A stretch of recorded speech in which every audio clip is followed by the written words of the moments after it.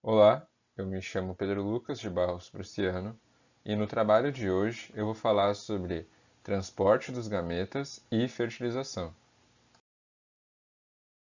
Bem, começando pelo sistema reprodutor masculino, com um detalhe aqui dos testículos, nós podemos dizer que a rota dos espermatozoides é dos túbulos seminíferos para os túbulos retos, para a rede testicular, que dará nos ductos eferentes, onde ficarão no epidídimo, que dará no canal deferente, em seguida na uretra prostática, na uretra membranosa e na uretra peniana. Para uma mais fácil compreensão da rota percorrida pelos gametas masculinas ainda dentro do corpo do indivíduo, aqui nós temos representado de maneira esquemática o caminho percorrido. Então temos dos testículos, onde no slide anterior eu citei de maneira mais detalhada, para os ductos eferentes, para o epidídimo, para os canais deferentes, para a uretra prostática, a uretra membranosa e, por fim, na uretra peniana. E eu também gostaria de trazer aqui um detalhe da histologia de todo esse processo. Então, começando pelos túbulos seminíferos, aonde os espermatozoides são produzidos, nós temos aqui um detalhe de uma lâmina histológica dos túbulos seminíferos. Em seguida, nós temos como 2 e 3 os túbulos retos, sendo 2, e a rede testicular. Né? Nós podemos observar na imagem que os túbulos retos eles apresentam células bloqueando a sua passagem para que não haja um retorno dos espermatozoides e eles desembocam nos túbulos retos. E vale lembrar que essas células que evitam o refluxo nos túbulos retos são as células de Sertoli. Agora, como figura número 4, temos os ductos eferentes, que são revestidos por um epitélio pseudo-estratificado com células colunares ciliadas e células cúbicas com estereocílios. E o transporte dos espermatozoides no interior desses tubos é feito através da ação dos cílios e das contrações da musculatura lisa, que é bem desenvolvida. E como quinta lâmina, nós temos um ducto epididimal, né, parte do epidídimo, onde ele é revestido por um epitélio pseudoestratificado colunar com estereocílios. E no seu interior, né, o transporte dos espermatozoides é feito através das contrações de miofibroblastos dispostos em torno do ducto e da musculatura lisa, que é particularmente mais bem desenvolvida na região caudal. Já no caso do canal deferente, temos uma luz que é revestida por um epitélio pseudoestratificado colunar com estereocílios e subjacente a uma lâmina própria e de tecido conjuntivo e uma camada de músculo liso bem desenvolvida, cuja contração promove o transporte e deslocamento dos espermatozoides. E, no que se refere à uretra prostática, nós temos a participação de duas glândulas bem importantes próximas a essa região, sendo uma delas as vesículas seminais, que são responsáveis pela produção de uma secreção viscosa, rica em frutose, que é a principal fonte de energia para os espermatozoides. Além disso, essa secreção também tem ácido ascórbico, potássio, proteínas básicas, enzimas e prostaglandinas. E essa glândula é caracterizada por uma mucosa preguiada com um epitélio secretor de células cúbicas ou colunares e uma lâmina própria de tecido conjuntivo delgada. E subjacente a uma camada interna circular e uma camada externa longitudinal de músculo liso.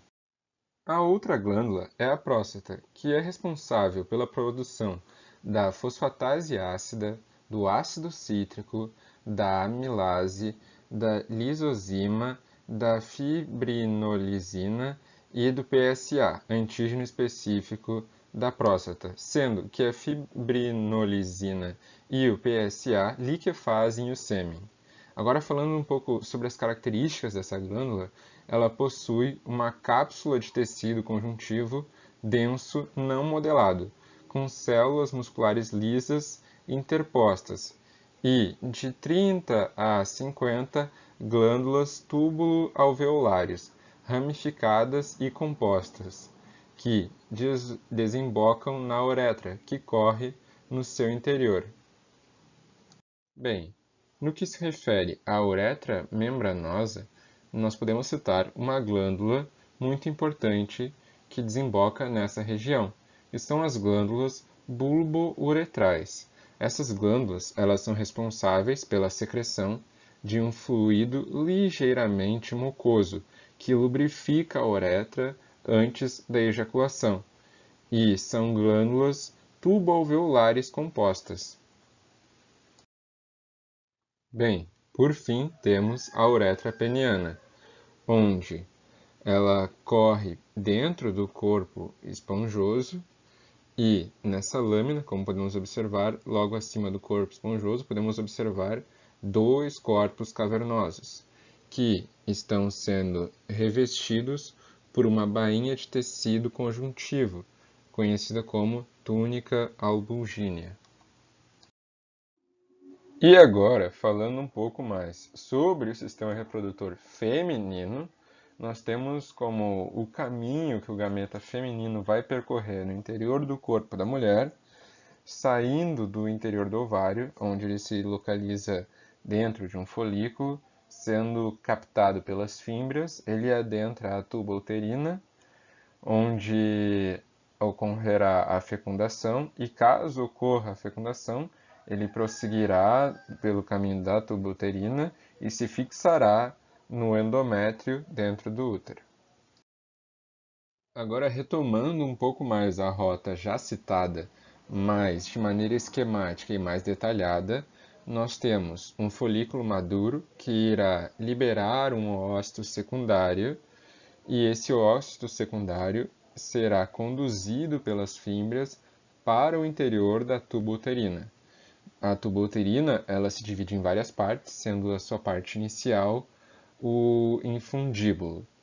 Em sequência, nós temos uma parte alargada, conhecida como ampola, onde normalmente ocorre a fertilização. Em seguida, temos o istmo, onde a tuba uterina se estreita e é coberto por uma espessa camada muscular. E, por fim, temos um lugar chamado intramural, que é onde a tuba uterina se liga ao útero. E o embrião, agora já fecundado, né? O óvulo já fecundado em forma de embrião, irá se fixar no endométrio no interior do útero. Bem, falando um pouco mais sobre a histologia do sistema reprodutor feminino, nós temos aqui uma lâmina onde podemos observar os ovários, onde é possível ver uma série de folículos em diferentes estágios de desenvolvimento, e a tuba uterina, que é revestida por um epitélio simples colunar ciliado, que inclui células endócrinas e células secretoras. Essas células secretoras são colunares com microvílulos e produzem um fluido aquoso, rico em potássio, cloro e proteínas do soro, como as imunoglobinas. Outra estrutura que nós também podemos observar numa lâmina histológica é o útero, onde nós temos na camada mais interna o endométrio, na camada mediana o miométrio e na camada mais externa o perimétrio. Nesse trabalho, eu também gostaria de dar um foco especial para a variação na forma do endométrio conforme mudam-se as fases do ciclo menstrual. E aqui nós temos um endométrio na fase menstrual. Já nessa outra lâmina histológica, nós podemos observar o endométrio na fase proliferativa. E por fim, temos o endométrio na fase secretora, que é a última fase desse ciclo. Nesse momento, terminando a parte do deslocamento dos gametas, né, a gente pode observar nessa imagem o deslocamento dos gametas masculinos dentro do sistema reprodutor feminino, passando pela vagina, entrando no útero e se deslocando até o interior das tubas uterinas, onde os gametas masculinos irão encontrar o óvulo na ampola, né, e fecundá-lo. Começamos agora a parte da fertilização. Uma das etapas fundamentais da fertilização é a capacitação, onde os espermatozoides serão expostos ao muco cervical e ao fluido folicular, que são secreções do trato reprodutor feminino. E isso levará a um desprendimento da cobertura superficial de glicoproteínas secretadas no epidídimo e de proteínas oriundas do líquido seminal.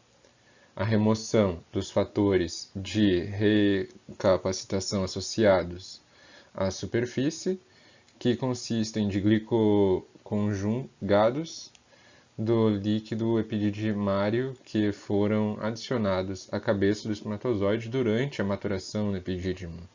As alterações dos componentes da membrana plasmática do espermatozoide, como a perda de colesterol e a redistribuição de fosfolipídios e carboidrato.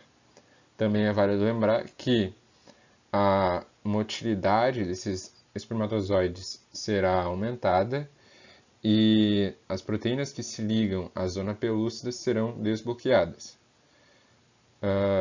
Isso ocorre e muito por causa da maior velocidade de fosforilação da tirosina e da ativação dos canais de cálcio, possibilitando um maior fluxo de íons, inclusive pela membrana da cauda. Bem, nesse momento, agora a gente vai abordar a interação entre os gametas e a reação acrossômica.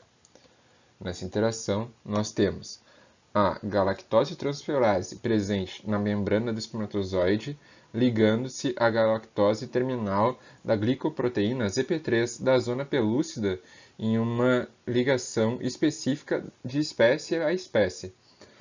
Aí há um fluxo de cálcio provocando a fusão da membrana externa do acrossomo com a membrana plasmática do espermatozoide. Nesses locais, as membranas se rompem e liberam as enzimas do acrossomo.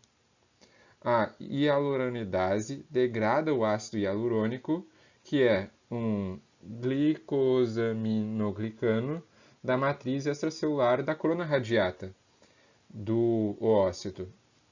E a protease, a acrosina, fica exposta na membrana acrossomal interna e digere as glicoproteínas da zona pelúcida. O contato do espermatozoide com o ócito é tangencial, já que somente a membrana plasmática da porção posterior à cabeça permanece intacta após a reação de abertura, né, do acrossoma. E há a fusão da membrana do espermatozoide com a membrana do ócito pela fertilina, que é uma glicoproteína transmembrana do espermatozoide, que vai se ligar com uma integrina do ócito. E então haverá finalmente a entrada do núcleo e da cauda do espermatozoide no ócito. Bem, após a entrada do espermatozoide no ócito, há a despolarização da membrana do ócito, devido a um influxo de cálcio e sódio, onde o potencial de repouso muda de menos 70 mV para mais 10 mV, e com isso a membrana plasmática se torna positiva, e outros espermatozoides não irão conseguir inserir suas proteínas fusogênicas, que também são carregadas positivamente.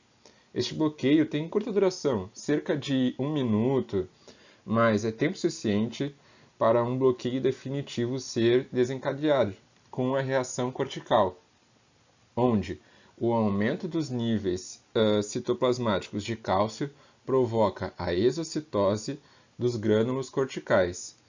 Dos grânulos são liberados enzimas e glicosaminoglicanos. As enzimas removem a galactose da AZP3, impedindo a ligação de outros espermatozoides. E, além disso, clivam a AZP2, modificando a estrutura da zona pelúcida, que se torna a membrana hialina, de difícil penetração. E os glicosaminoglicanos atraem íons de sódio, que, por sua vez, atraem água, aumentando o espaço entre a membrana hialina e a membrana plasmática. Todo esse processo irá impedir que novos espermatozoides venham a entrar dentro do ócito. Agora eu vou falar um pouco mais do que acontece dentro do ócito e da formação do zigoto, no tema da cariogamia, onde nós temos a entrada do espermatozoide, que faz com que o ócito secundário complete a sua meiose e libere o segundo corpúsculo polar. O material genético do espermatozoide vai se dispersar devido à substituição das proteínas pelas histonas acumuladas no citoplasma do ócito e os envoltórios nucleares irão degradar-se e os cromossomos irão se parear. Então, haverá a fusão do pronúcleo masculino com o pronúcleo feminino, originando o núcleo diploide do zigoto. E aqui temos representado de maneira esquemática muito do conteúdo que já foi trabalhado nos slides anteriores, retratando a ativação do metabolismo do zigoto. Como podemos ver, há a ligação do espermatozoide, também quando há essa ligação na fertilização, há um bloqueio rápido, que já havia sido citado. Também há a demonstração dos efeitos do aumento de íons de cálcio mais 2 e como eles influenciam no bloqueio lento para evitar a polispermia e a atuação do aumento do nível de pH e a síntese de proteínas e DNA ativada até a divisão celular. Agora que entendemos como funciona o transporte e o deslocamento dos gametas, é possível compreendermos melhor como funcionam alguns métodos contraceptivos que se utilizam desses conceitos, como a laqueadura, a vasectomia, a camisinha feminina e masculina e o diafragma. Começando pela laqueadura, esse método visa impedir o contato entre os espermatozoides e o óvulo, cortando a tuba uterina, ou colocando um clips, anel ou até mesmo uma sutura, de modo que haja uma barreira física separando as duas partes e impedindo a chegada dos espermatozoides no óvulo.